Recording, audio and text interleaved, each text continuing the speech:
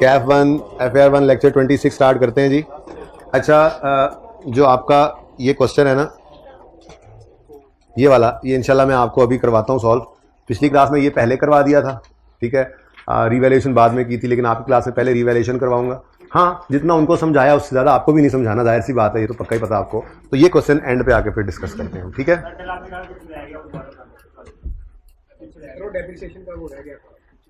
वो भी बता दूंगा, लेकिन एंड पे, फिलहाल अभी नहीं छेड़ना, अभी बिल्कुल नहीं तंग करना मुझे। अभी आपने ये एग्जाम्पल पढ़नी है, देखें example 1। An individual started a business with 100 in cash in 2015। Profit for 2015 69 है और प्रॉफिट फॉर 2016 85 है। बस बाकी डाटा कोई नहीं है, सिर्फ इतना सा डाटा ही मैंने ये बनाया, ठीक है। मैंने बैलेंस शीट एक्सट्रैक्ट्स बनाने हैं और रेलेवेंट लेजर भी बना लेंगे, ठीक है। मतलब कि ये जो 100 रुपया कैश में आया, इसकी एंट्री क्या सीखी हुई है हमने, जल्दी बोलो। कैश डेबिट, कैपिटल क्रेडिट, ठीक है। और वैसे हमने एक काम ये किया था कि हमने बैलेंस शीट बनाते थे जब, तो बैलेंस शीट के अंदर हम कैपिटल लायबिलिटीज के अंदर कैपिटल के पोर्शन में क्या किया करते थे, कुछ याद है? ओपनिंग कैपिटल प्लस, अगर चलो फ्रेश कैपिटल भी को डाल देते हैं, फ्रेश कैपिटल को आ गया प्लस नेट प्रॉफिट ऐड होता था, अगर लॉस होता था तो लेस हो जाता, लेस तस्वीरें is equal to closing capital. कोई डाटा ज्यूम कर लें, ओपनिंग 0 और कोई डाटा ज्यूम कर लें। हमने 25 रुपये फ्रेश कैपिटल लगाया, 10 रुपये नेट प्रॉफिट आया, ड्राइंग्स जो है 2 रुपये हो गई मिसाल के तौर पे, और क्लोजिंग कैपिटल कितना आ रहा है 30।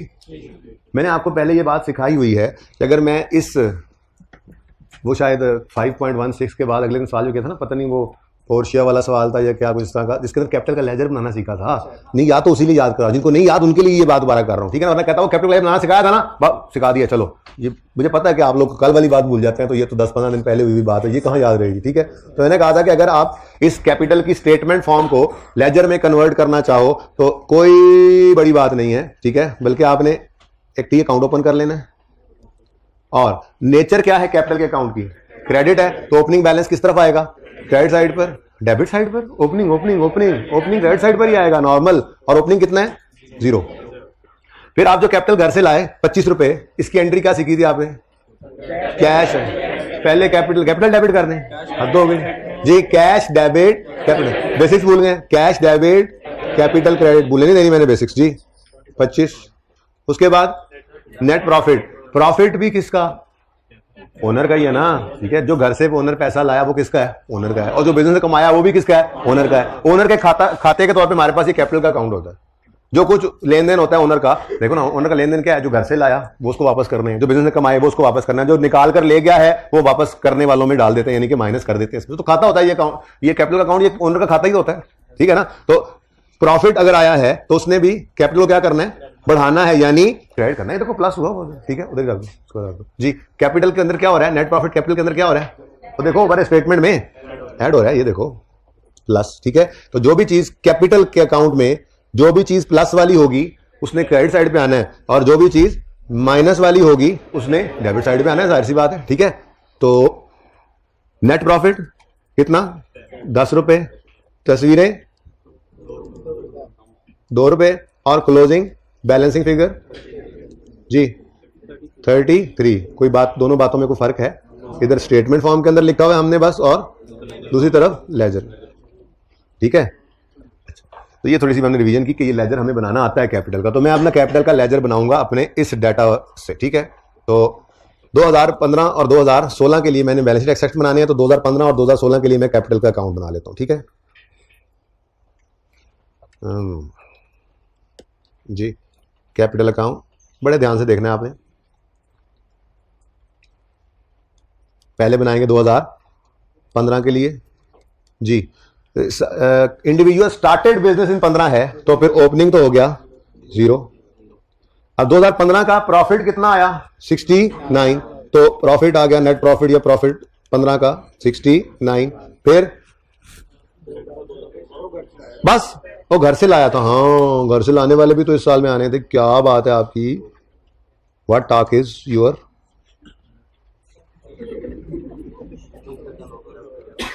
व्हाट टॉक इज योर्स, पता है ना इसका मतलब, क्या बात है आपकी। फिर भी नहीं हुई बात, अपनी बात नहीं बनी। चलो अच्छी बात है, हंसो हंसो हंसो, हंसने के लिए आयो दुनिया में तुम लोग। आपकी बात नहीं मानता कौन? ये कोई बात नहीं, मानने लग जाएगा। अच्छा सॉरी, कैश की एंट्री तो करनी ही भूल गए थे। हाँ भी कैश घर से लाए, कैपिटल की कैश डेबिट कैपिटल क्रेडिट 100 रुपया जी। उसके बाद कोई ड्राइंग सवाल के अंदर है? ड्राइंग्स नहीं है सवाल में, अगर होती तो इधर लिख देते। और क्लोजिंग बैलेंसिंग फिगर कितनी आ रही है? 169। मैं सजेस्ट करूंगा कि इसको सिर्फ देखें, ठीक है, और फिर इसकी पूरी पिक्चर आपको मैं खिंचवा दूंगा, घर जाके नोट कर लीजिएगा, ठीक है, समझने पे ज्यादा फोकस करें। अच्छा 2000, ये तस्वीरें जो खींचते हो घर जाके नोट करते भी हो या नहीं, कि कंप्यूटर मोबाइल में इकट्ठी होती जा रही? मोबाइल जाए तो सब FAR 1 भी साथ ही जाए हैं। अल्लाह माफ करे सर, FAR 1 जाए तो जाए, मोबाइल क्यों जाए सर, ऐसी बात न करें। चले, कैपिटल अकाउंट 2016 का ओपनिंग बैलेंस इसका भी 0 होगा। कहता है 0, कहता है 0। 15 का क्लोजिंग, 16 का ओपनिंग नहीं बनना। कुछ शय पढ़ाओ मनु। 169। फिर कोई कैश इस साल नहीं आया तो भाई कोई जरूरत नहीं इसको और मूव करने की। फिर 85 का प्रॉफिट जो है ये भी ऐड करेंगे, नेट प्रॉफिट आ गया 85 का। और क्लोजिंग डेट पर कैपिटल अकाउंट शो कर रहा है 16 के एंड पर बैलेंस 254। अब जनाबे वाला मैं बनाता हूं आप लोगों के लिए बैलेंस शीट, लेकिन एक्सट्रैक्ट्स बनेंगे सिर्फ, ठीक है। और ईयर एंड अज्यूम करते हैं हम 31 दिसंबर है, ठीक है ना। तो 31 दिसंबर 2016 पहले रख देते हैं और 15 बाद में। Equity and sorry capital and, ये सारी बातें अभी आ रही हैं, ठीक है ना स्टेप बाय स्टेप जी। कैपिटल एंड लायबिलिटीज के पोर्शन में फिर कैपिटल होता है, और कैपिटल के अंदर वो जो हम किया करते थे opening capital plus net profit less drawings, अब वो करने की जरूरत नहीं है। अगर हमने लेजर बना लिए हैं तो फिर कैपिटल अकाउंट में बस ये कैपिटल के पोर्शन में बस ये कैपिटल ही आ जाएगा। 2015 का क्लोजिंग 169 होगा, 2016 का क्लोजिंग 254। यानी अगर हम लेजर बनाएं तो फिर बैलेंस शीट के अंदर हमें वो लेजर स्टेटमेंट फॉर्म में बनाने की जरूरत नहीं रह जाती ना, फिर वो काम जो कर लिया हमने, ठीक हो गया, डन। ये कुछ चीजें जो अड़ी फंसी हुई थी वो भी अब आहिस्ता आहिस्ता सॉल्व होने ज़हन में आता था। लेजर बने तो क्या होगा बैलेंस शीट में, तो समझ आने लग जाती है चीजें आहिस्ता आहिस्ता ना, वक्त के साथ साथ ही समझ आती है। अच्छा जी, अब एग्जाम्पल नंबर 2 है मेरी। Example 2, assuming other data remaining, बस वो पिछली क्लास में लिखी है ना, तो बस ऐसे तरह अंग्रेजी आगे पीछे माफ कर देना। मतलब कहने का मेरा ये था एग्जाम्पल 2 में कि all data is same as example 1, बस फर्क क्या है, अज्यूम करो कि ये इंडिविजुअल नहीं है, कंपनी है। प्यारे बच्चों, हमने FAR 1 के अंदर कंपनी की काउंटिंग सीखनी है, इंडिविजुअल की भी कुछ सवाल आ जाते हैं, ठीक है, और मजे की बात है कोई फर्क भी कोई नहीं है, ठीक है, बेस तो वही है, देखेंगे अभी हम, ठीक है। Assuming in case of company, अगर कंपनी के केस में हम ये काउंटिंग करना चाहें तो कैसे करेंगे, तो उसको देख लेते हैं जी। सबसे पहली बात, 2 बातों का सिर्फ ख्याल रखना है। पहली बात, इंडिविजुअल ना एक ही होता था, अकेला से अकेला, ठीक है। कंपनी के अंदर एक से ज्यादा ओनर्स होते हैं, एक ओनर नहीं होता, ठीक है, सैकड़ों हजारों भी हो सकते हैं। जागते रहना, 5-6.5 दिन रहना, बड़ी इंपॉर्टेंट गल। रीवैल्यू शुरू हो गई है, तुम्हारी आंखें बंद हो रही हैं टोपी वाले भाई, इसको ना जरा जोर की चूंडी काटो, काटो काटो काटो, नहीं, चुटकी काटो, चुटकी काटो, इसको काटो। अच्छा जी, मैं याद कर रहा था कि कंपनी के केस में ओनर एक नहीं होता, एक से ज्यादा होते हैं, सैकड़ों हजारों हो सकते हैं, और हर बंदा कैपिटल के अंदर अपना शेयर डालता है, ठीक है ना, अपना हिस्सा डालता है। इसलिए कंपनी के केस के अंदर हम कैपिटल को शेयर कैपिटल कह देंगे, बस इतना फर्क पड़ जाएगा, क्या कहेंगे, शेयर कैपिटल, ठीक है। एक बात तो ये हो गई। दूसरी बात, इंडिविजुअल चूंकि एक ही होता था तो जो घर से लाया या जो बिजनेस ने कमाया सारा एक ही अकाउंट में डाल देते थे। कंपनी के केस के अंदर ओनर ज्यादा होते हैं तो वो ये कहते हैं कि घर से आने वाले पैसे को अलग रखो और जो बिजनेस कमाए वो अलग रखो, ठीक है। तो जो घर से आने वाला पैसा है उसको तो हम शेयर कैपिटल अकाउंट में रख लेंगे, और जो बिजनेस कमाया करेगा उसके लिए एक अलग अकाउंट ओपन कर लेंगे, ठीक है। और जैसे जैसे वो प्रॉफिट्स कमाता रहेगा बिजनेस, उस अकाउंट में इकट्ठा करते रहेंगे, जो ड्राइंग्स करेगा उस अकाउंट में से माइनस करते रहेंगे। उस अकाउंट का नाम हम रख सकते हैं एक्यूमुलेटेड प्रॉफिट्स। क्या मतलब, ऐसा अकाउंट जिसमें प्रॉफिट्स इकट्ठे कर रहे हैं हम, या उसका नाम हम रख सकते हैं रिटेन अर्निंग, यानी कि जो अर्निंग्स हुई हैं, प्रॉफिट जो हुए हैं उनको निकाल के लेकर नहीं गए, बिजनेस में ही रिटेन्ड है। प्रॉफिट से बिजनेस कमाता है ना, बिजनेस में रिटेन रहना फायदे की बात है, वो रीयूज होते हैं पैसे और बिजनेस जो है वो ग्रो कर रहा होता है। बहरहाल अगर कंपनी के केस है तो फिर हम क्या करेंगे, हम कैपिटल के अकाउंट की बजाय कौन सा अकाउंट बनाएंगे? बोलो बोलो बोलो, शेयर कैपिटल अकाउंट। क्या बनाएंगे जी? Share capital account. हाँ जी, शेयर कैपिटल 2015। ठीक है जी। और 15 में तो सवाल, बाकी सवाल तो डाटा तो वही सेम है। ठीक है, तो 15 में तो बिजनेस स्टार्ट हुआ है तो ब्रॉट डाउन 0। अब घर से जो पैसा लाया उसकी एंट्री, बस उसकी एंट्री इतनी सी बदली है, कैश डेबिट कैपिटल क्रेडिट की करने की बजाय हम क्या कर रहे हैं? Cash debit share capital credit. ये बात बड़ी इंपॉर्टेंट है, ये जो आज नोट करोगे ना यहां से तस्वीर बनाकर, ये घर पे जाकर रजिस्टर पे जरूर लिख लेना। मैं कई बार इसको रेफर करूंगा और मैं फिर आपको कहा करूंगा जरा ओपन करें रजिस्टर में लेक्चर 26 अपना, वहां पे देखें हमने ये बात की थी, जरा आ जाओ इधर।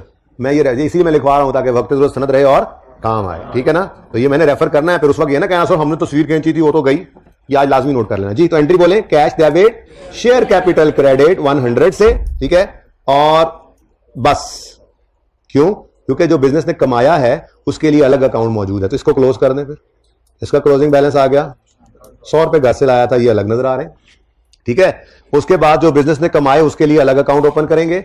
नाम उसका एक्यूमुलेटेड प्रॉफिट्स भी रख सकते हैं, रिटेन्ड अर्निंग्स भी रख सकते हैं। हम रिटेन्ड अर्निंग्स लिखा करेंगे, सवाल के अंदर नाम और भी आ सकते हैं, पता तो होना चाहिए। एक्यूमुलेटेड प्रॉफिट्स या रिटेन्ड अर्निंग्स, जाग रहे हैं ना सब?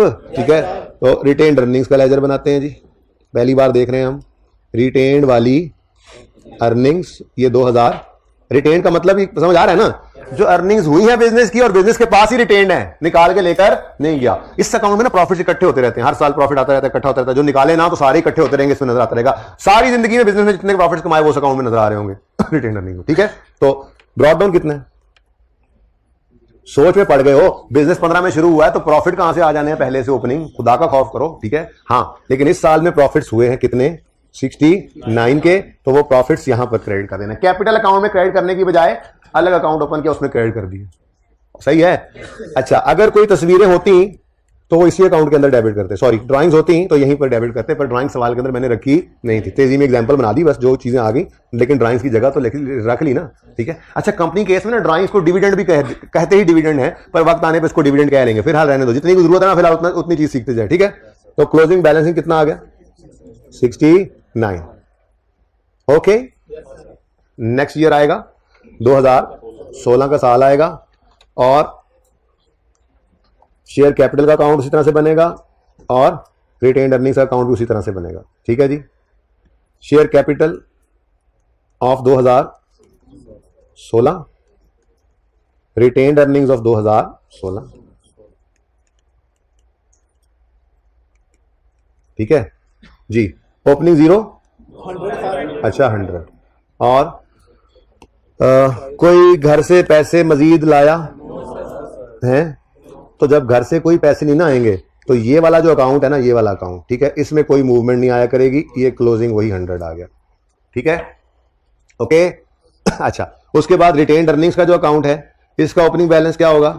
जो 31 दिसंबर 15 तक बिजनेस ने प्रॉफिट्स कमा लिए हुए थे, ठीक है, वो 1 जनवरी 16 वो निकाल के लेके भी नहीं कर रहा। देखो रिटेन्ड, ये देखो ड्राइंग 0 थी तो 69 रिटेन्ड पड़े थे प्रॉफिट्स, ये 69 के रिटेन्ड प्रॉफिट्स क्लोजिंग डेट पर हैं, ये अगले पीरियड में ओपनिंग बन जाएंगे। ठीक है, तो ओपनिंग 69।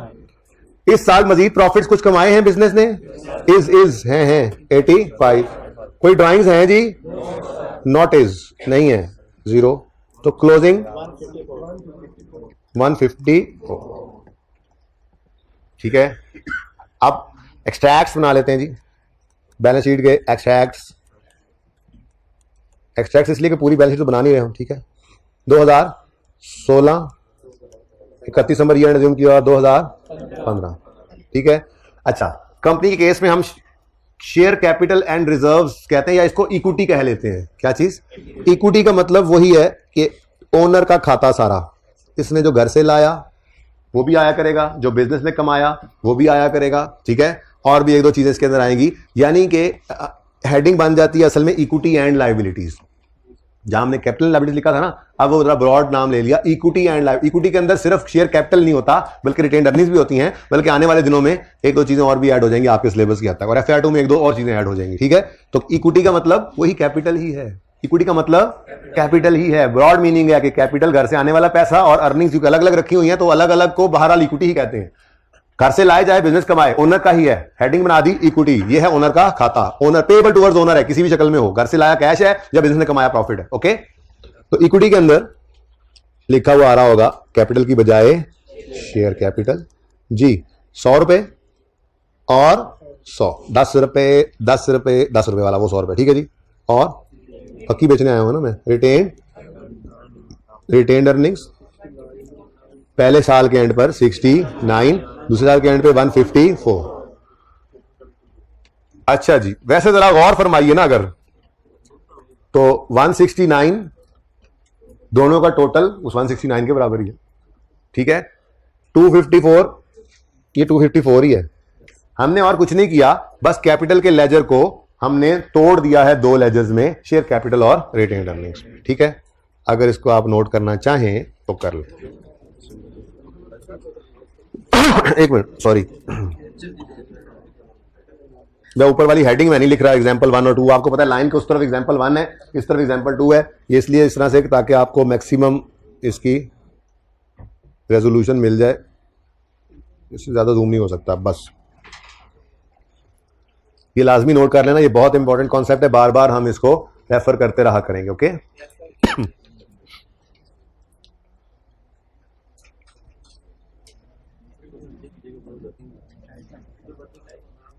कोई वर्किंग नहीं होगा, कर देता हूं, सबर करो। ओला तेरी कसर रही से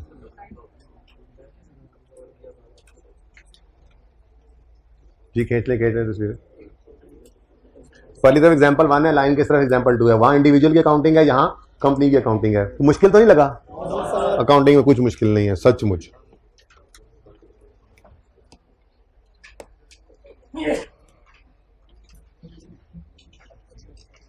बस अजीब लोग हैं, छींक आने पे हंस रहे दूसरे, अजीब, मतलब समझ से बाहर है। छींक आए दूसरा ही छींक आ गया ना यार जी। होगी पिक्चर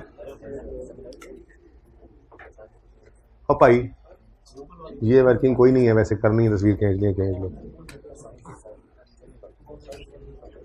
ये दवाई तो नहीं भूल गया आज लेने? दवाई लेके आया? चलो सारे ही शुरू हो गए यार। अच्छा यार, बस ठीक है। अच्छा जी, अब एक मसला नहीं खींची गई, सॉरी यार, ये लो। वो कहेंगे ऐसी मत रहे हैं, ऐसा क्या है, सानू ही खिंचने तस्वीर, खिंचो खिंचो। सानू हजरत जी ख्याल आ गया, कुछ नहीं है इसमें। अब मैंने कल ना, ये भाई साहब वकास साहब, कल क्लास से पहले बच्चे रजिस्टर खोल के ये पेज आएंगे जिसमें एग्जाम्पल ये दोनों नोट होंगी इनके रजिस्टर पे, तो अंदर आने देना, वरना बाहर भगा देना इनको, ठीक है ना, बाहर नाका लगाना है। ओके, अच्छा जी। अब उसने भी तस्वीर खींची, उसने कहा मैं भी नोट कर लूंगा, पहले तो कोई नहीं करना था मैंने। अच्छा जी, ये एक कुर्सी है, ये कुर्सी है, ठीक है। दो टांगे नहीं है इसकी, इधर और भी हैं, दो उधर भी, ठीक है। अच्छा सुने, हमने 100 रुपए की खरीदी और इसकी लाइफ थी 10 साल, और हमने इसको 10 रुपए डेप्रिशिएट किया, ठीक है, इस साल के अंदर। कुर्सी हट जाओ जरा। अच्छा जी, और इसकी 31 नवंबर 18 पर बुक वैल्यू है 90 रुपए। अब कुछ मोतरजीन उठे और उन्होंने ये एतराज लगाया कि ये अकाउंटेंट्स ना अजीब कौम है, ये अजीब लोग हैं कि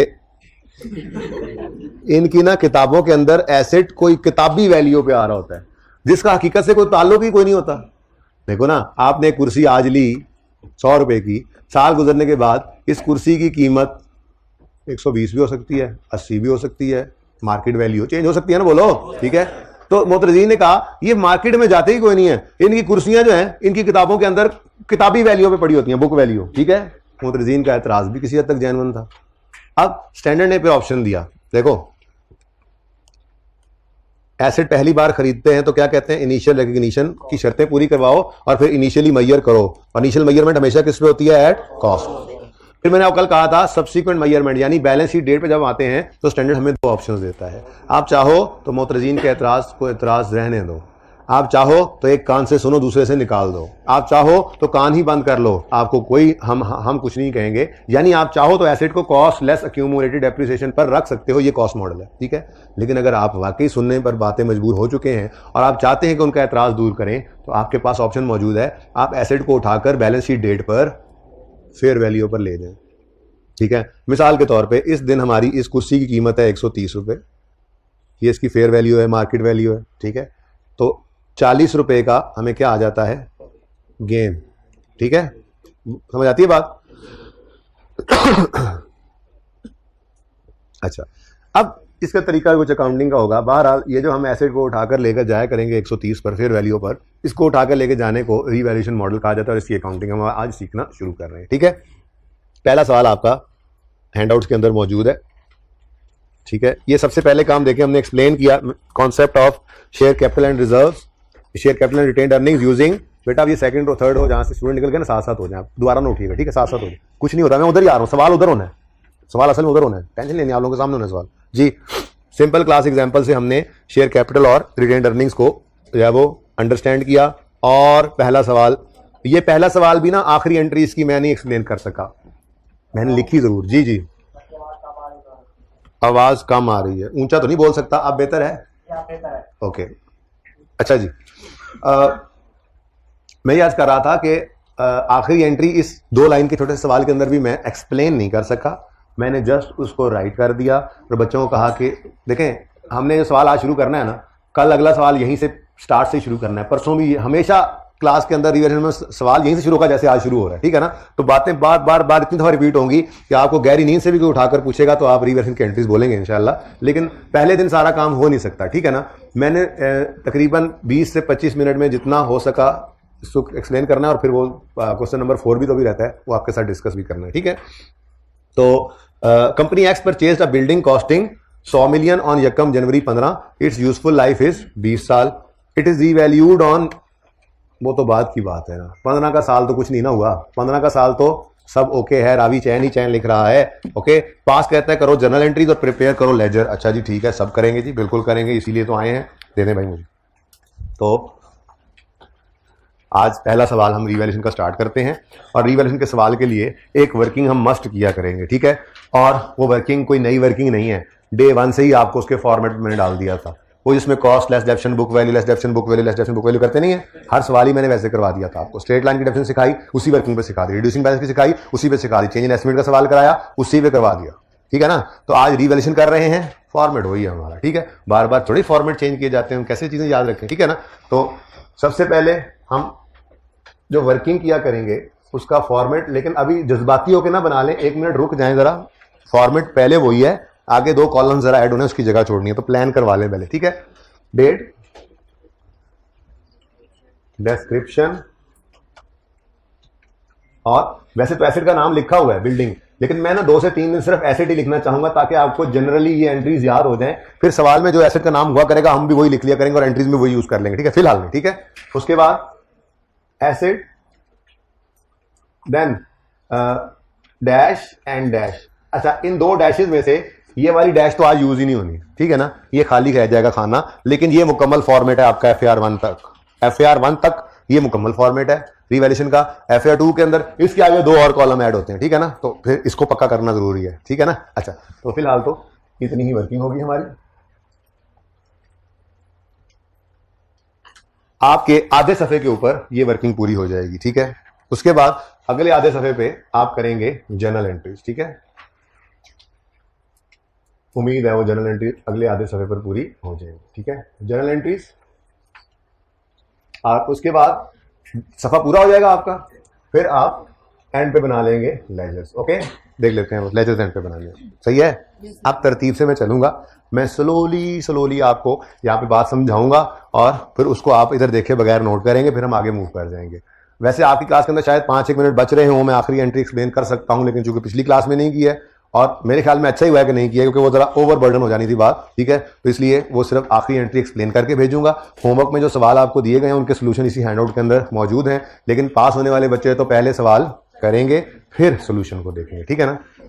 अच्छा, सबसे पहले भाई वही पुराना काम, यकम जनवरी 2015 को एसेट खरीदा, कितने का, ₹100 का, 100 मिलियन, ऊपर रुपीज इन मिलियन एक ही बार लिख लेना ना।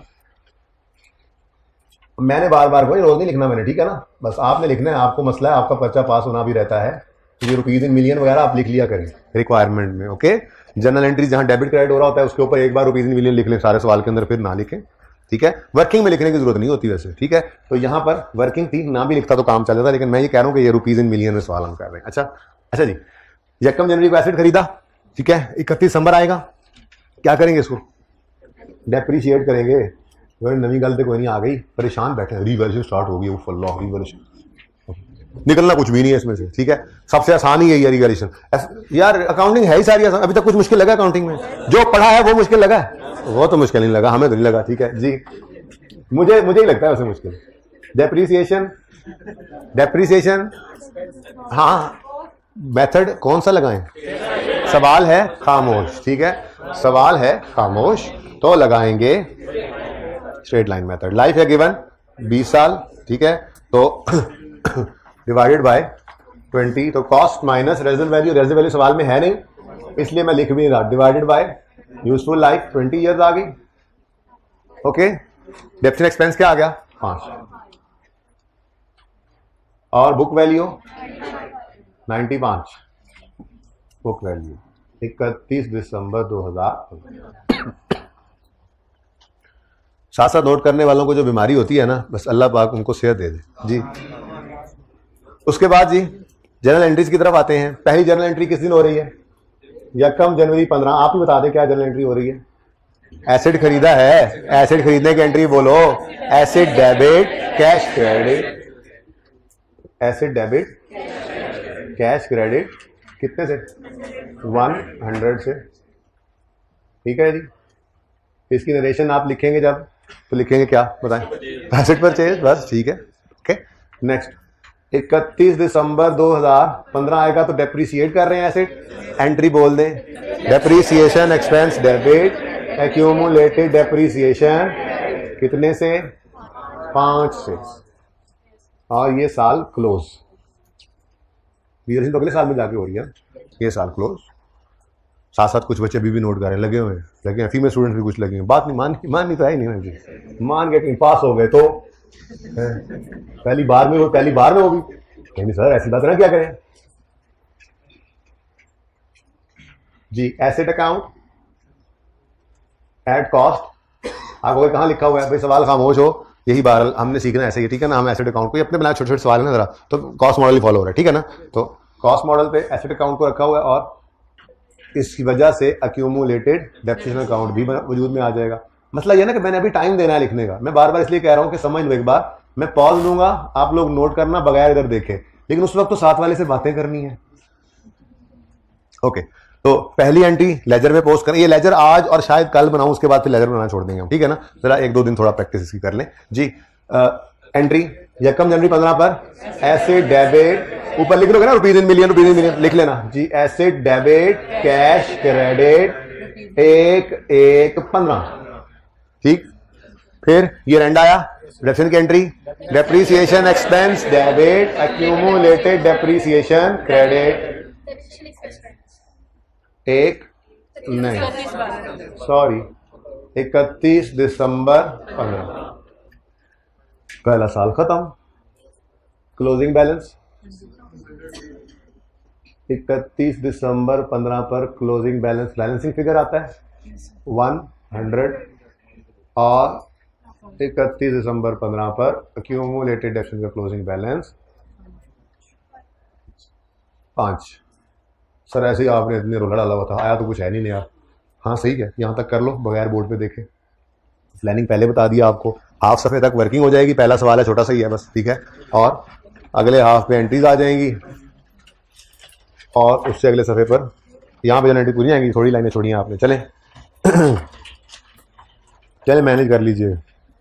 टोटल नंबर ऑफ एंट्रीज होनी है 1 2 3 4 5 6 एंट्रीज करनी है हमने, और नरेशन वगैरह लिखने के लिए कोई 5-6 लाइनें छोड़ लें। सबकी नहीं भी लिखी तो किसी एक आध की 2-3 लाइनों में लिखनी पड़ सकती है नई एंट्री की, तो 10 एक लाइनें तो खाली हों कम से कम जनरल एंट्रीज के लिए। 7-8 लाइनें वर्किंग के लिए छोड़ दें, 10-12 लाइनें जनरल एंट्रीज के लिए छोड़ दें।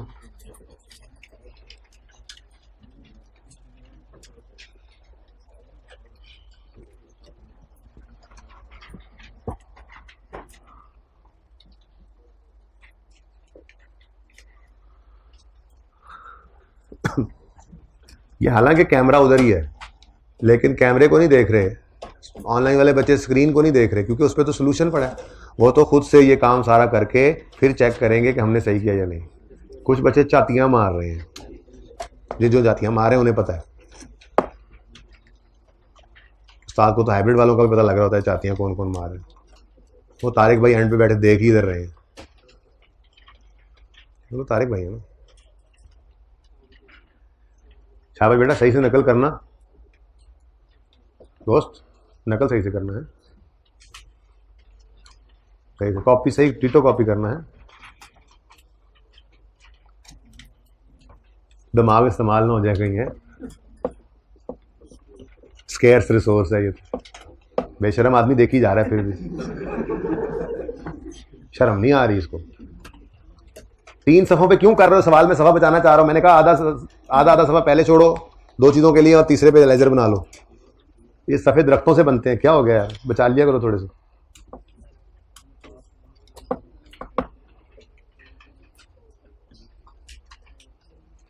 जी कितने बच्चे कर चुके इतना काम? माशाल्लाह, बाकियों को पता नहीं क्या मसला है, सुस्तियों के मारे हुए।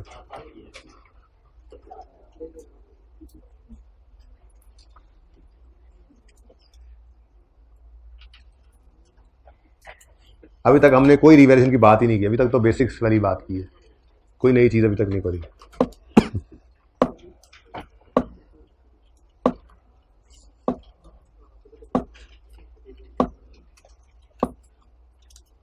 ये देखो, इसने साथ साथ नहीं किया था, मैंने खुद देखा था और इसने कर लिया। हाँ मुझे पता है, तुम्हें तो मैंने कहा था पहले, बेशरम आदमी वर्किंग कर रहे हो। चले आगे। अच्छा जी, आप इधर देखें, इट इज रीवैल्यूड ऑन जेकम जनवरी 16 एट 120 मिलियन। एसेट हमारा रीवैल्यू हो गया, यानी हमने मोतरजीन के एतराज को दूर करने के लिए एसेट को 1 जनवरी 16 के दिन खड़े होकर उसकी फेयर वैल्यू पे हम लेके उठाते हैं। ठीक है, सही है। तो अब जरा ध्यान से देख लें कहां कहां क्या क्या किया करना है। ओके, वर्किंग के अंदर क्या किया करेंगे? वर्किंग के अंदर हम एक लाइन खाली छोड़ेंगे। मैंने ये लाइन खाली छोड़ने के लिए डेट लिखी है ना, क्योंकि मेरे पास लाइन है नहीं। ओके, और अगली लाइन में हम लिख लिया करेंगे रीवैल्यूड अमाउंट। क्या लिखा करेंगे जी? रीवैल्यूड अमाउंट, जो मार्केट वैल्यू है। ठीक है, अब सवाल में कितनी रीवैल्यूड अमाउंट गिवन है? 120। ये ना मैंने साल बदला है तो रंग बदल लिया है ताकि एंट्रीज बदलते रहे वहां पे। ठीक है ना। तो अब काम हमने थोड़ी देर पहले यही किया था, वो जो मैंने छोटी सी एग्जांपल बनाई थी, ये देखें, ये क्या किया था हमने? बुक वैल्यू और फेयर वैल्यू को तो कंपेयर किया था। ठीक है, लेकिन यहां थोड़ा फॉर्मेट डिफरेंट था। अब थोड़ा सा फॉर्मेट में बस डिफरेंट कर रहा हूं। ठीक है ना। मैंने अब क्या कहा है, वर्किंग के अंदर हमने एक लाइन को खाली छोड़ना है और अगली लाइन में लिखना है रीवैल्यूड अमाउंट को। उसकी वजह यह कि ये सवाल आगे चलाना भी होता है ना हमने। ठीक है, अच्छा, अब एसेट 95 से उठकर 120 पर आ गया तो कितना डिफरेंस है? 25 रुपए से कम हो गया। कम हो गया तो नुकसान हो गया, गेन हुआ। कितना गेन हुआ?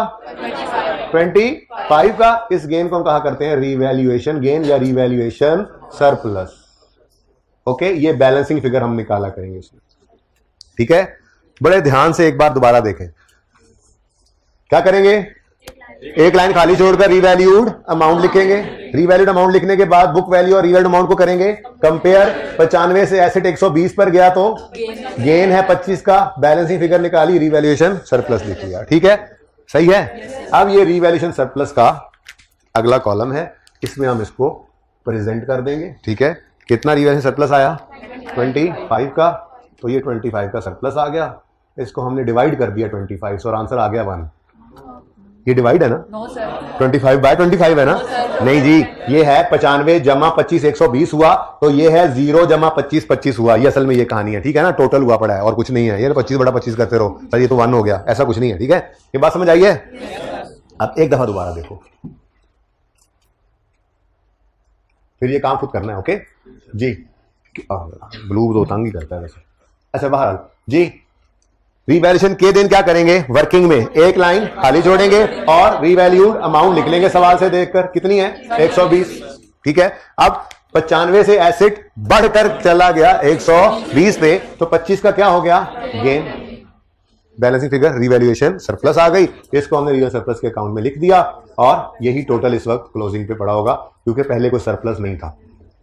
ओके, जितने भी सवाल आपके जहनों में उठने हैं ना, उनको आपने उठने नहीं देना। आप कहेंगे सर अगर सरप्लस एक बार आया, सर एक बार से पहला दिन है ना, सिर्फ एक रिवैल्यूएशन है। आप कहोगे सर एक से ज्यादा भी हो सकती हैं, भाई कल होंगी, कल सवाल के अंदर 2 रिवैल्यूएशन होंगी, परसों 3 होंगी, ठीक है। फिर आप कहोगे सर क्या गेन पड़ा हो, फिर गेन आ सकता है। मैंने कहा गेन पे गेन भी आएगा, गेन पे लॉस भी आएगा, लॉस पे गेन भी आएगा, लॉस पे लॉस भी आएगा।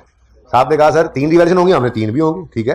गेन पे लॉस, लॉस पे गेन, लॉस पे गेन, लॉस पे लॉस, पता नहीं क्या कुछ, यानी जितनी पॉसिबिलिटीज हैं वो हम देखेंगे, ठीक है। अच्छा सर कभी ये स्टार्ट ऑफ द ईयर के अलावा भी रिवैल्यूएशन हो सकती है? जी बिल्कुल, ये ईयर एंड पे भी हुआ करेगी, ये मिड ऑफ द ईयर भी हो जाया करेगी। हम सारा कुछ सीखेंगे। असल में ना जो आज और कल का दिन है, इन 2 दिनों में हमने रिवैल्यूएशन सीख लेनी है, ठीक है। अब रिवैल्यूएशन हम सीख लेंगे, वो जिस दिन मर्जी होगी, हमारे पक्के ठक्के उसूल होंगे, हम उन उसूलों के हिसाब से काउंटिंग कर लेंगे, हमें कोई मसला मसाइल पेश नहीं आएगा, ठीक है ना। तो इसलिए मैंने आज पूरी रिवैल्यूएशन सिखाई नहीं है, वो थोड़ा सा एंड पे एक एंट्री होल्ड कर ली, जो मसला करती है मैंने कहा कल उस पर आधा घंटा लगा के उसको समझ लेंगे, पौना लग जाए पौना लगा देंगे, ठीक है। क्योंकि आज और कल के दिन में रिवैल्यूएशन हमने सारी समझ लेनी है, ओके। फिर तो सिचुएशंस हैं, प्रैक्टिस है, वो करते रहेंगे, ठीक है। तो वर्किंग में क्या करना है, हमेशा याद रखना है। वर्किंग में क्या करना है, बोलो बोलो, एक लाइन खाली छोड़कर रिवैल्यूड अमाउंट लिखेंगे, बुक वैल्यू और रिवैल्यूड अमाउंट को कंपेयर करेंगे, सरप्लस भी आ सकता है और लॉस भी आ सकता है। वर्किंग की हद तक जो मैंने किया वो आप कर लें बगैर इधर देखे हुए।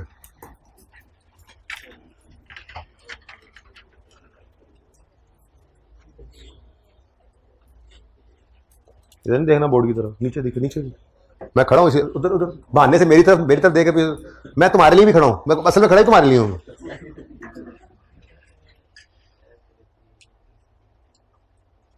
शर्म करो, कुछ शर्म करो, कुछ थोड़ा सा शर्म कर लो।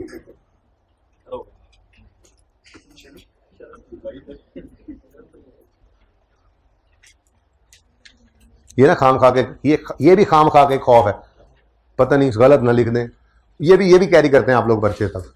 तो क्या हो जाएगा, सामने समझा दिया, सामने लिखा हुआ है, मैक्सिमम क्या होगा, गलती हो जाएगी, सफ़ा ज़ाया हो जाएगा। ये सफ़ा ज़ाया नहीं होता, ये सफ़ा 6 महीने ज़ाया होने से बचाता है, ठीक है ना। सिर्फ इतनी सी बात है। थोड़ा सा ऐसे ही डर होता है आपको, पता नहीं लिख देंगे गलत हो जाएगा, नहीं कुछ होगा, यहीं से कॉन्फिडेंस आएगा, लिखा सही तो लिखा है। अब ये कॉन्फिडेंस आहिस्ता आहिस्ता कैरी करते करते आप परिचय में जाते हो, कुछ चीज़ सामने आती है, अब लिखते हो कॉन्फिडेंस से। टेस्ट के अंदर मुश्किल है, आसान है, बात अपनी तरफ से कर देते हो, ठीक है ना। अच्छा जी, अब बात आती है जी जरा एंट्रीज की। ये थोड़ी सी बात नाजुक मरले में दाखिल हो जाती है। मैंने यहाँ पे लिखा नहीं, माजरत, ये कौन से साल की एंट्रीज थी? फॉर द ईयर एंडेड 31 दिसंबर 15, ठीक है।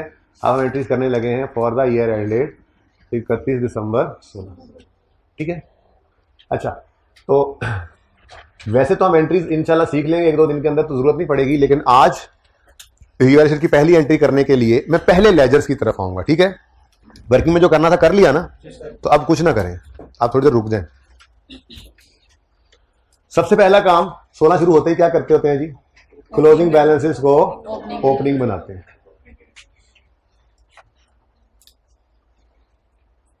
अब मेरा सवाल आपसे, एसेट अकाउंट एसेट की बुक वैल्यू शो कर रहा है ना?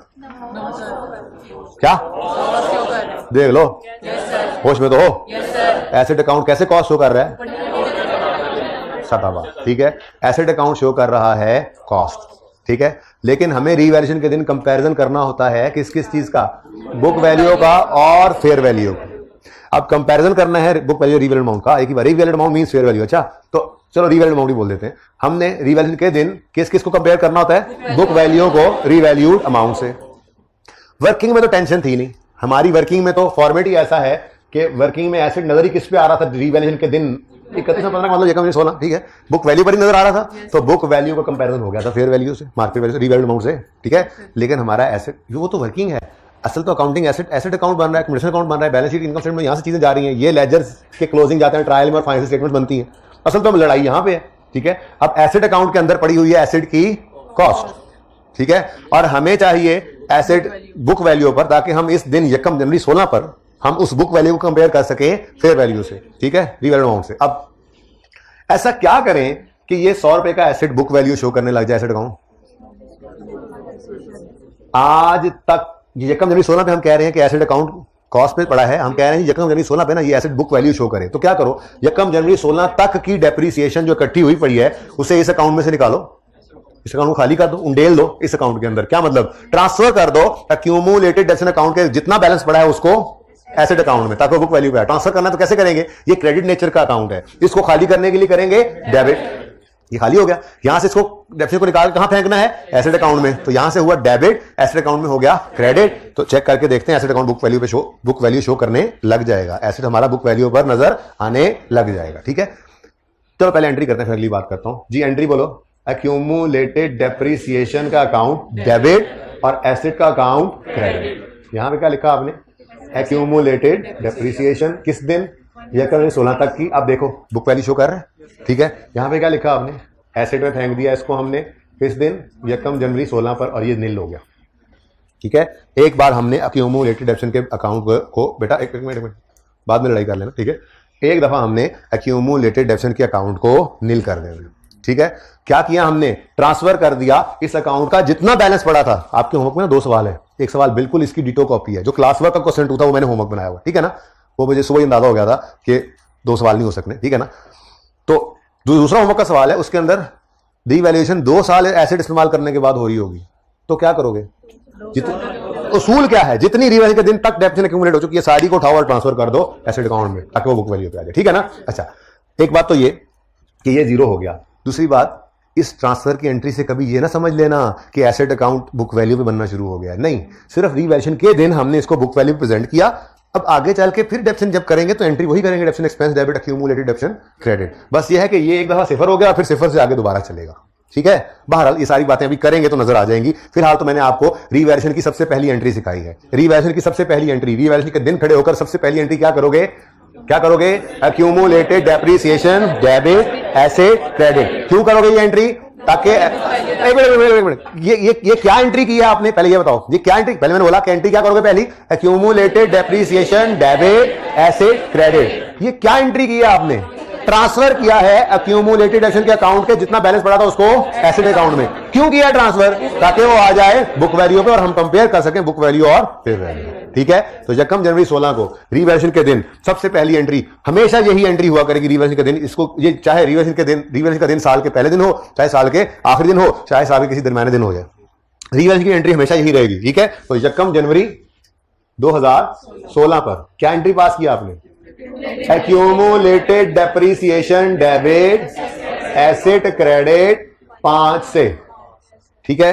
इसकी नरेशन अभी आपको मैं यहां पे लिखवाऊंगा, मैं यहां पे ब्रेक लगाता हूं, ठीक है ना। तो आप लिखोगे कि पर्चे में तो सिर्फ लिखोगे ट्रांसफर ऑफ एक्यूमुलेटेड डेप्शन, बस क्या लिखोगे, ट्रांसफर ऑफ एक्यूमुलेटेड। नजर आ रहा है कहां ट्रांसफर हुई, लेकिन अब चूंकि पहले दिन एंट्री देखी है हमने और लिखी है किताब पे, तो मैं पूरी कहानी लिखवाऊंगा, तो आपने नरेशन में लिखनी है। ऐसे लिखोगे, ट्रांसफर, ठहरो लिखवाता हूं, transfer of accumulated depreciation account, आगे आपको मैं डिक्टेट करवाता हूं, ठीक है। तो ये पहली एंट्री बगैर इधर देखे नोट करो। अभी आगे 3 और एंट्री आनी है, 2 अगली एक्सप्लेन करूंगा और तीसरी एक्सप्लेन नहीं करूंगा, वो सिर्फ नकल करेंगे आप, फिर हम बस कर देंगे इसको, जल्दी से करें ये एंट्री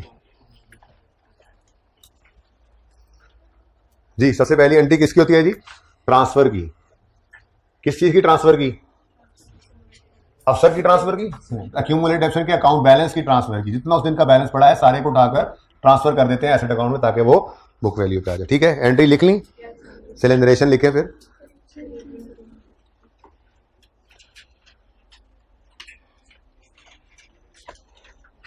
जी। रीवैल्यूएशन का रीवैल्यूएशन का ईयर एंड 31 दिसंबर 16 है, लेकिन इसमें साल के पहले ही दिन क्या इवेंट हो रहा है, यकम जनवरी 16 पर रीवैल्यूएशन हो रही है। और रीवैल्यूएशन के दिन खड़े होकर सबसे पहली एंट्री क्या कर रहे हो, accumulated depreciation debit asset credit. अब इसका नरेशन लिखो, ये क्या किया आपने, लिखो ट्रांसफर ऑफ एक्यूमुलेटेड डेप्रीसिएशन, क्योंकि आपको तो सुबह रात वाली बात भूली होती है, ठीक है ना। तो ये लिख लो, अभी समझ आ रहा है लेकिन कल को नहीं याद रहता, ठीक है। ट्रांसफर ऑफ एक्यूमुलेटेड, इसी तरह से नरेशन ही बढ़ाते जाना, ठीक है ना। आगे 2-3 लाइनों में लिख लेना हमेशा, transfer of accumulated depreciation account balance, account के जितना बैलेंस पड़ा है, ठीक है। Transfer of accumulated depreciation account balance to asset account, क्यों to bring asset account at its book value, fair value ने भाई, बुक वैल्यू, टू ब्रिंग, जिसने भी कहा to bring asset account at its book value. पर्चे में इतनी narration नहीं लिखनी, पर्चे में सिर्फ क्या लिखोगे, ट्रांसफर ऑफ एक्यूमुलेटेड डेप्शन, बस। ठीक है, दोबारा सुनो, ये क्या एंट्री है जी, accumulated depreciation debit asset credit. क्यों है ये एंट्री, ये क्या किया हमने, transfer of accumulated depreciation account balance to asset account to bring asset account at its book value. ठीक है, बस काफी है। क्यों किया वैसे ये काम, ये तो पता लग रहा है ना, ताकि ये बुक वैल्यू पे आ जाए एसेट अकाउंट और फेयर वैल्यू से कंपेयर करके सरप्लस या लॉस निकाल सके। कोई मसला। नेक्स्ट एंट्री जी, अब जब एसेट अकाउंट बुक वैल्यू पर आ गया तो सरप्लस होगा या लॉस होगा। ठीक है, या सरप्लस होगा या लॉस। यहां पर नजर नहीं आ रहा था, ये ट्रांसफर की एंट्री होती है, नजर नहीं आया करेगी, कल देखेंगे। ठीक है, उसकी वजह कि ये वर्किंग में तो वैसे ही एसेट बुक वैल्यू पड़ा है। ठीक है, बहरहाल हम एसेट अकाउंट को बुक वैल्यू पे ले आए, अब कंपैरिजन हुआ पड़ा है वर्किंग के अंदर, या सरप्लस होगा या लॉस होगा, उसकी एंट्री करेंगे। आज हमारे सवाल के अंदर क्या है, सरप्लस है। सरप्लस कितना आ रहा है जी, 25। देखो 95 से, ये वर्किंग ना आपको एंट्री भी सिखाया करेगी। ठीक है ना, खुद ही एंट्री बताया करेगी कैसे एंट्री करनी है। बहरहाल एसेट है, एसेट की नेचर डेबिट, तो इसमें बढ़ने का मतलब डेबिट और कम होने का मतलब क्रेडिट होता है। एसेट 25 से बढ़ रहा है या कम हो रहा है, गेन आया तो एसेट क्या हुआ है, बढ़ा है। एसेट का बढ़ना डेबिट, तो एसेट अकाउंट हो गया डेबिट कितने से, 25 से। ठीक है, अभी नोट ना करना, ये गलत, मैंने पहले गलत एंट्री करनी बता रहा हूं मैं। ठीक है, तुमने सीधा कर लिया था बॉल पॉइंट, 2-4 बच्चों ने कर लिया था, 5-6 ने, बल्कि हाइब्रिड में 2-3 ने कर लिया था। नहीं माननी बात। ठीक है जी, बात बस माननी नहीं है, फिर पास हो गए तो जी। एसेट अकाउंट डेबिट 25 से, और गेन आया, बोलो गेन, तो गेन तो जाते हैं कहां, प्रॉफिट एंड लॉस में। ये प्रॉफिट एंड लॉस के अंदर क्रेडिट कर दिया हमने 25। ठीक है, अच्छा अब जरा कहानी पूरी सुनना। प्रॉफिट्स के अंदर ये 25 ऐड हुआ, हो गया ऐड होने के बाद वो नेट प्रॉफिट लॉस अकाउंट के अंदर गेन गया ना, वहां पे ऐड हुआ ये प्रॉफिट, नेट प्रॉफिट के अंदर ऐड हुआ, बोलो ये गेन ऐड हो गया, वहां से निकल कर आया यहां रिटेन्ड अर्निंग्स में, बोलो। और ये क्लोजिंग बैलेंस देखा शेयर होल्डर्स ने, अब देख के कहा, डायरेक्टर्स होते हैं डायरेक्टर्स, ठीक है, वो संभाल रहे होते हैं कंपनी को, बड़े शेयर होल्डर्स। ठीक है, छोटे शेयर होल्डर्स ने कहा कट्टे किए जाओ, कबर में लेके जाना, हमारे घर में चूल्हा नहीं जल रहा, पैसे बांटने का तुम नाम ही नहीं ले रहे हो, हमने पैसे इन्वेस्ट किए हैं, इसीलिए किए थे कि हलाल बिजनेस में करें, हमें भी कुछ किचन चलाने के लिए खर्चा चाहिए, कुछ पैसे बांटो, डिविडेंड मांगते हैं। ये प्रॉफिट जो कंपनी ने कमाए हैं, ठीक है, इसकी distribution share holders bill demand करते हैं।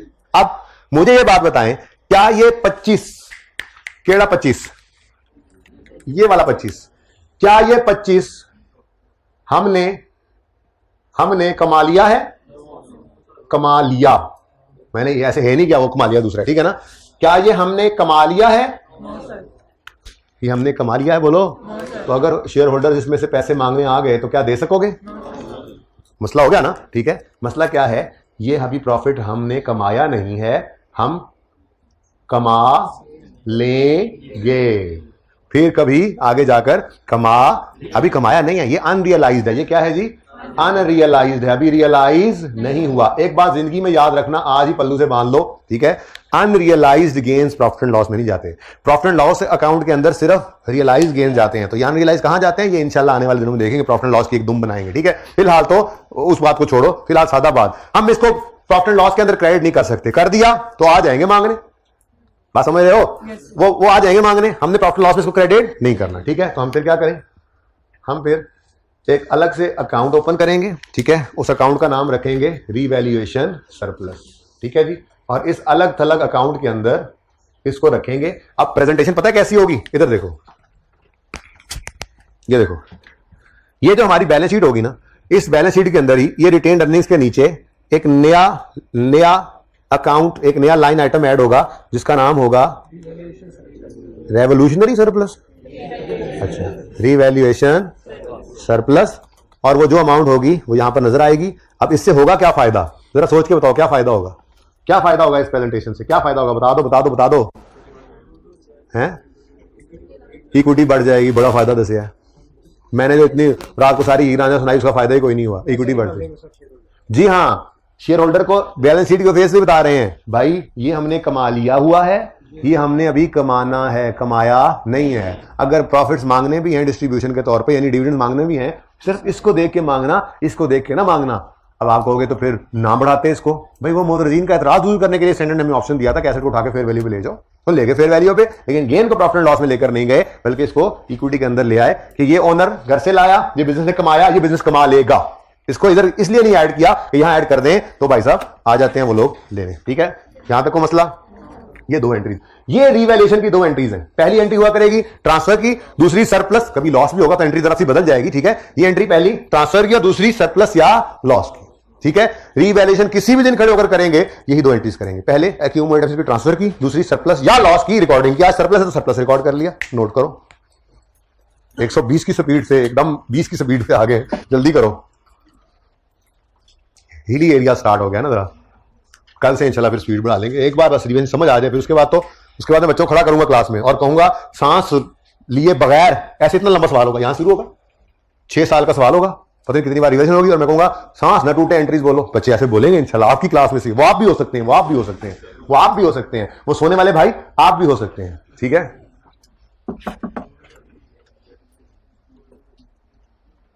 तूने बड़ा कोना संभाला हुआ उधर है हैसन, समझ आती है तुम्हें वहां बैठ के? आपस की बात है, मुझे भी वैसे एंड पे बैठ के समझ आया करती थी। कल से पीछे बैठने का नहीं, हर बच्चे का अपना हिसाब किताब होता है। मैं दीवार के साथ बैठा करता था, मुझे वहां से समझ आती थी। कभी मुझे उस्ताद तंग करने के वैसे आगे उठाते तो मुझे समझ नहीं थी आती। कुछ बच्चों को पीछे बिठा दे, उनको समझ नहीं आती। तो ये डिफरेंट होता है, जो जहां पे कंफर्टेबल वहीं बैठ के पढ़ा करें। जी यहां तक को मसला। अच्छा, अब नई बात थोड़ी सी,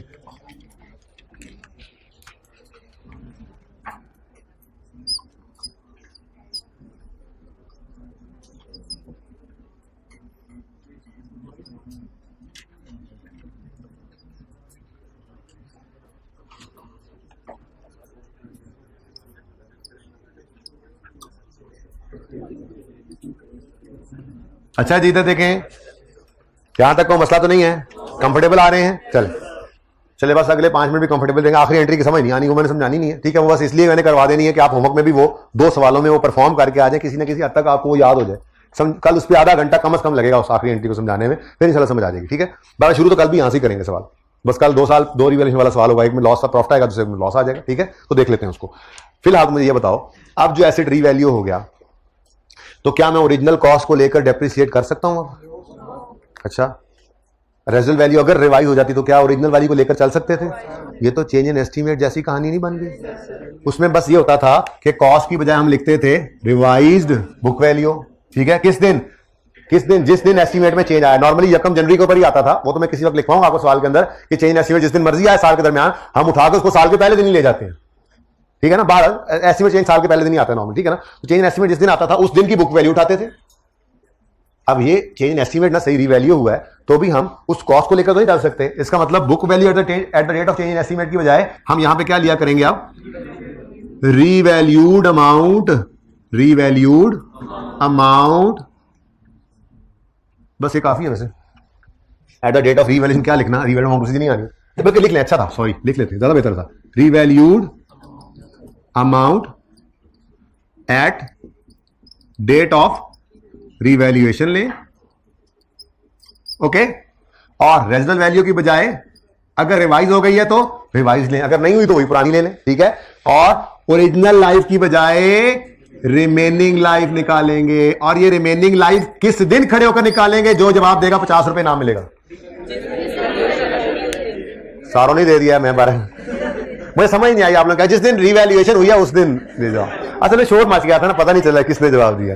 अच्छा चले, दोबारा ना कर लें, आप तो सबको पता लग गया। ठीक है, 50-50 करके भी अच्छा, तो मुश्किल सवाल होगा ना तो उस पर नाम भी मिलेगा इंशाल्लाह। ठीक है ना, अच्छा जी, बस मुश्किल वक्त, वैसे मुश्किल है नहीं अकाउंटिंग, क्या करूं मैं अब, इसलिए तो इनाम नहीं मिलता आपको अकाउंटिंग में जी। रिमेनिंग लाइफ, ठीक है, तो भाई डेप्रिसिएशन के लिए क्या करोगे? रीवैल्यूड अमाउंट लोगे, रिवाइज वैल्यू लोगे और रिमेनिंग यूजफुल लाइफ पर डिवाइड करोगे। रिमेनिंग लाइफ किस दिन निकालोगे? रिमेनिंग लाइफ निकाला करोगे डेट ऑफ रीवैल्यूएशन पर। ठीक है ना, अच्छा चलो, तो अभी भी ब्लू साल ही चल रहा है, तो 31 दिसंबर 2016 आएगा, डेप्रिसिएशन करने की बारी आएगी। कॉस्ट 100 की बजाय रीवैल्यूड अमाउंट 120 लेंगे। ठीक है, फिर रेजल वैल्यू तो है नहीं ना, ठीक है, डिवाइड करेंगे रिमेनिंग लाइफ से, जो कि निकालनी हमने किस दिन? 1 जनवरी 16 पर। अगर एक एसेट हमने खरीदा 1 जनवरी 15 पे, तो 1 जनवरी 16 तक कितने साल उसकी जिंदगी गुजर गई?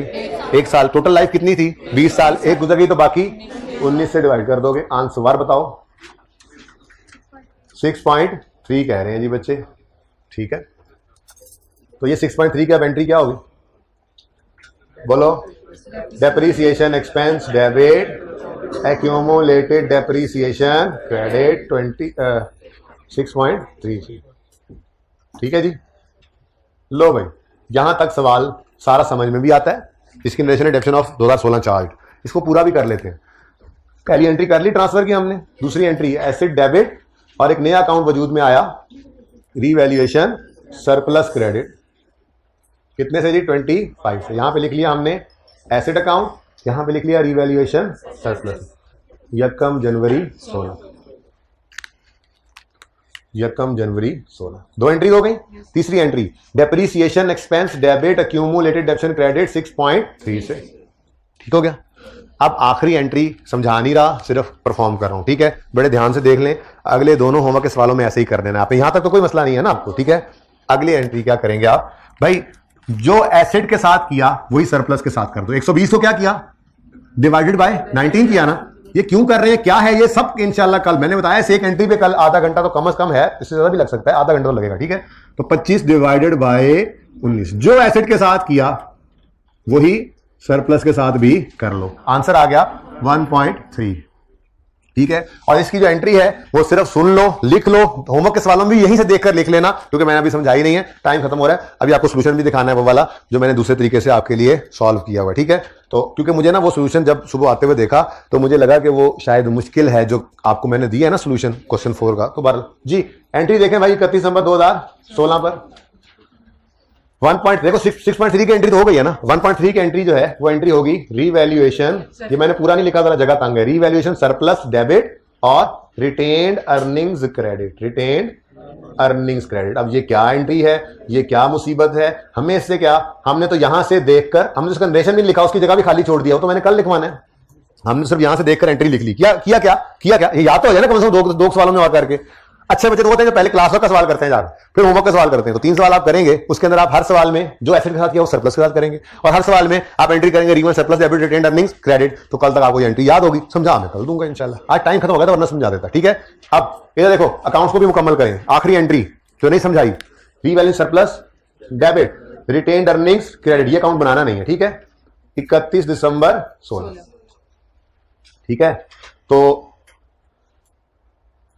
क्लोज कर दें अकाउंट्स को, अब क्लोज कर दें करें।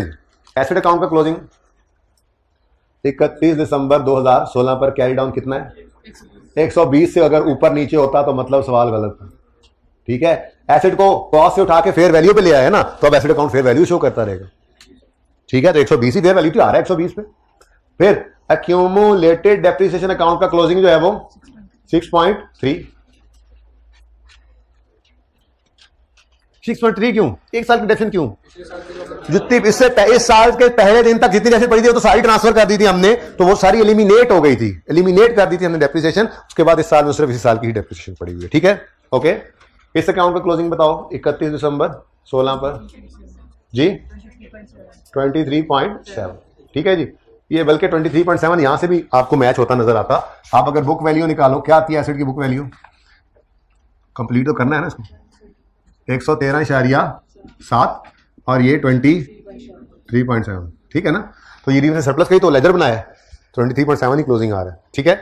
इसको नोट कर लें, पिक्चर शिक्चर बना लें इसकी। आखिरी एंट्री मैंने एक्सप्लेन नहीं की बच्चों, ये सिर्फ कहा कि जो एसेट के साथ किया सरप्लस के साथ कर लो, ये एंट्री परफॉर्म कर लो, लेजर्स को क्लोज कर लो, ठीक है। क्वेश्चन आप देखेंगे तो होमवर्क वाले क्वेश्चंस के सॉल्यूशंस आपको अवेलेबल हैं, आप वहां से लेकिन देखेंगे नहीं सॉल्यूशन, अच्छे बच्चे हैं ना आपको जी। जी जाहिर है, मैंने कहा कि मैं ये एंट्री कल एक्सप्लेन करूंगा तो करूंगा, और मैं फ्रॉड ला के नस जाना, मैं कितने जा सकता हूं। अच्छा जी, अब जरा कल वाले हैंडआउट को ओपन कर लें जी बेटा। किसकी, वो बाद में लेते हैं, अभी फिलहाल जरा मुझे ये देखा, ये पिक्चर जरा ले लें जी भाई। ये सवाल को जरा जल्दी से देखें एक दफा, इसकी पिक्चर ले लें ये वाली, और इसको ट्राई करें। सर अदनान का नाम लेकर डराते हो तुम लोग मुझे, हैं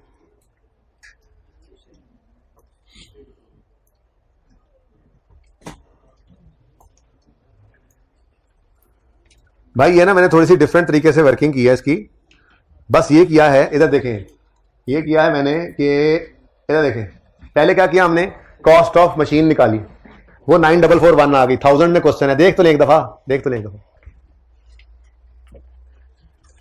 आपसे, ठीक है जी। कॉस्ट ऑफ मशीन 9441 आ गई, ठीक है। उसके बाद इसकी डेप्रिसिएशन की वर्किंग बिल्कुल वैसे कर ली जैसे हमारा फॉर्मेट है। सवाल में कहीं पे उसे रेडी टू यूज वगैरह कुछ लिखा नहीं हुआ था, तो जिस दिन प्लांट आया है यकम जनवरी 13, उसी दिन मैंने अज्यूम कर लिया ये खरीदा गया, इस दिन से डेप्सिट करेंगे, क्योंकि और को डेट गिवन नहीं थी सवाल में, ठीक है। अब मेथड ऑफ डेप्शन था आउटपुट, ठीक है। टोटल एक्सपेक्टेड आउटपुट था 12000, ठीक है। और पहले साल में 2000 चला, दूसरे में 3200, तीसरे में 1400, ठीक हो गया ना। तो हमने 9441 माइनस 175 ये रेजिडुअल वैल्यू थी। सवाल सामने है, सवाल सामने है। कॉस्ट तो निकल आई ना, ये सारा डाटा यूज करके हमारी कॉस्ट निकल आई। उसके बाद ये आखिरी लाइन है जिसके अंदर वो क्या कहता है, ऑन यकम जनवरी 15, पहले मशीन और टोटल लाइफ 12000 थी, 13, 14, 15 में 2000, 3200 और 1400 इस्तेमाल हुए।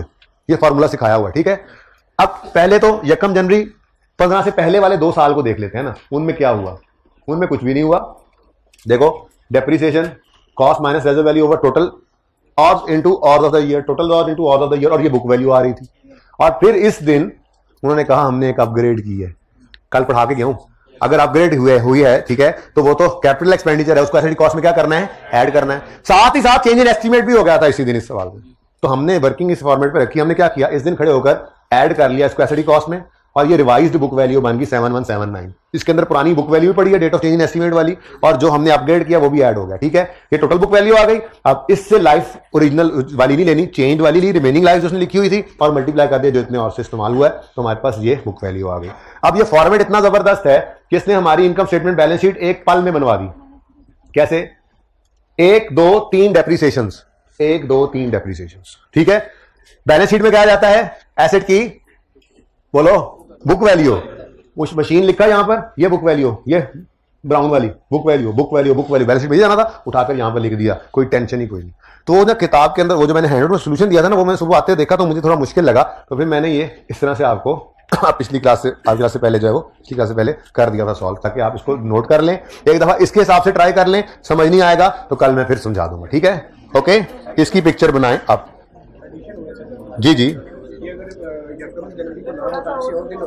तो फिर देखते बेटा, जूम आउट करें।